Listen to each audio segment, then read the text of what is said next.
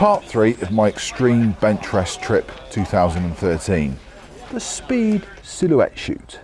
This is one of the most fun and attention grabbing parts of the extreme bench rest weekend, the speed silhouette shoot.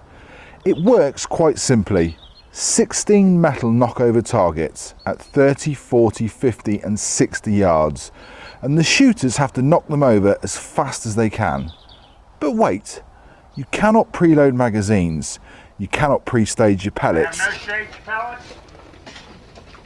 Take your tins. They must come out of the tin, so it's your choice. Do you use the magazine and load it, or do you take the single shot option? Whatever you do, the time clock is running. Heats are held in stages to begin with to see if you can make it through to the final round. Let's get right into the action in the final heat with some of the hot favourites. I'm going to hand you over to Mr. Terry Doe, who, with his diamond diction, is going to talk you through the fast-paced shooting. Firstly, it's Tony Belas with the Daystate Wolverine V high power and .22 calibre. There we go. Daystate man, main man, Tony Belas. Putting his money where his mouth is. Knocking him over. Had a bit of a fumble there. He doesn't have Nick's invention, you'll see. But I remember the day when Tony Belas was the man to beat on the field target circuit. Those chickens look awfully small at 30 yards. Yeah, we got reluctant pellet there. Didn't make any difference, still knocked him over. Yeah, that's the chickens all gone. Alright, fairly easy pigs coming up. I bet they're not as easy now. Once you've had a couple of fumble pellets, those targets don't look any friendlier than anything else. Oh yeah, now he's in the rhythm now.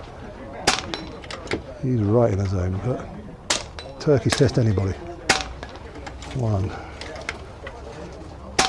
2, oh look at this, now the boy's flying now. 3, 4, now they're rammed. And he's really in the rhythm, just as I say that of course, he had it fumbles there. There's really some room here for somebody to develop an easier way to load these singly. You could see that being subject of some technical development. One more target to go, Tony, one more. And there he goes.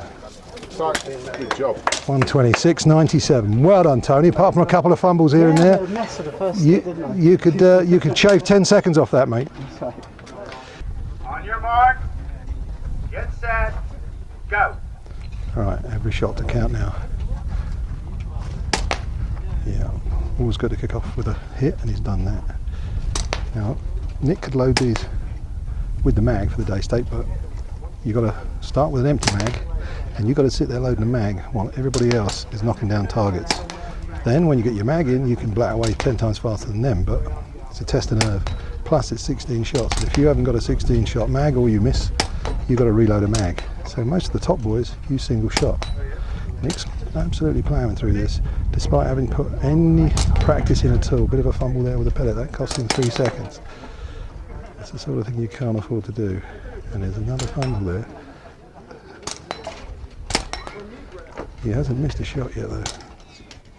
But this isn't about just marksmanship, this is about how to load, keeping it smooth, systematically working your way through. It's only 16 shots, but believe me, you do them in competition, you are absolutely knackered by the end of it. He's got his last 4 to do, and you really can't see him missing these. He's just passed. He's coming in, he's coming in, coming in. Done! 113. That was excellent, Nick. Well done, Nick. Well done. With the range cold, everyone walks out and resets the targets, ready to go again. Let's take a look at Ted, who's come up with a nifty idea revolving around his Airgun and a scope cam. Thanks, Giles. Oh, that's 1 through 10. Any more shooters for the arms relay? I got a lot of empty faces out there. I always feel like I'm 2 steps behind at this thing.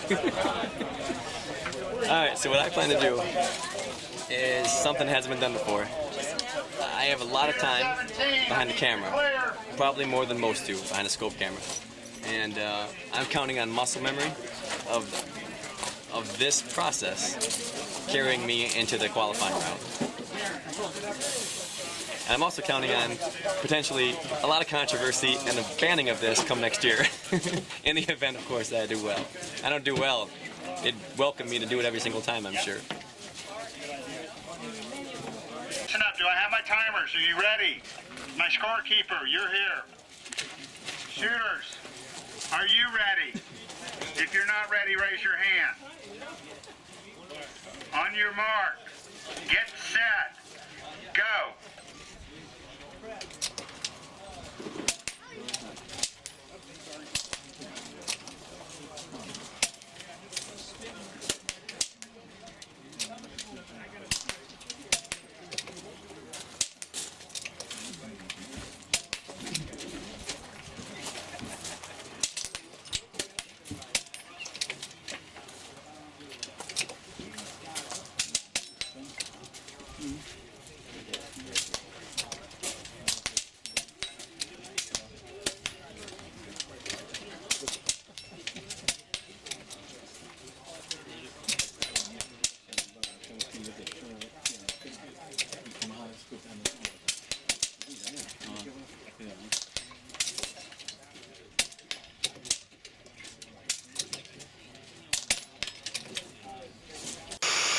And that's where the footage has to end. Why? Well, it appears that the powers that be decided Ted's idea was a step too far and banned it. Was it a good time? Yes, it was. And I'm sure the man himself will tell you more about it in the future. Back to Terry. Shake your tins. Alright, this is Everybody, it. please shake your tins. They got to shake the tins because the pellets aren't allowed to be standing and prepared. Right. So Now, here we go. That's all right. Here we go. 3 to 7. to 7 are shooting. Okay? You guys will stay at the ready. Shooters 3 to 7. Are you ready? On your mark. Get set. Right, here we go. Go. Here it starts now. This is where the machine-like Shane Keller does his stuff. First 2 down clean. He has done this in under a minute. He's done it in 57 seconds in practice. But this is the count. First 4 rams, dead clean. That gun stays in his shoulder. He's not allowed a backrest. It must stay in the shoulder. It can't rest on anything mechanical. Now he's missed a turkey. That's very unusual for him. He's got that one. He's not as fast and as slick as he was in practice. Now he won't miss any of these. I'm absolutely certain. They're going down one after the other. He's being timed by Ted Veer, and I'm expecting him still to come in fractionally over a minute. He's had a problem with a fumble there. That's very unlucky. He's lost a couple of seconds there. So this run is costing us 5 seconds at least now. He's got one more target to do. Chicken, and there it goes. He's got 105, but that was, I reckon, 7 seconds longer than he could have been. So there you have it, the Pro Class Speed Silhouette Shoot.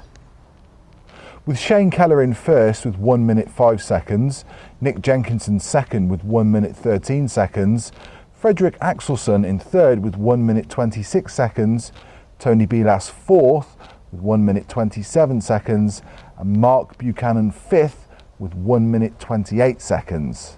Those are all truly amazing scores.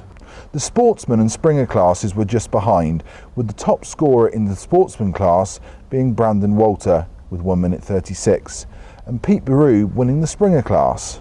1 minute and 5 seconds. That is outstanding. But if you were listening, you may have heard Terry mention Shane's practice go earlier. Let's just take a look at that. Mark. Get set. Go. Right, this is the practice session for the final, and we're looking at Shane Keller. He's last year's winner, and he's pretty much the red hot favourite. Watch how he's loading. Now he could use a magazine, it's allowed, but you have to start with an empty mag, and you have to load it while the others are shooting, and there's nothing more disconcerting than hearing those targets going down while you're still poking pellets in a mag. So Shane chooses to load singly, as most of them do, but you can use a mag.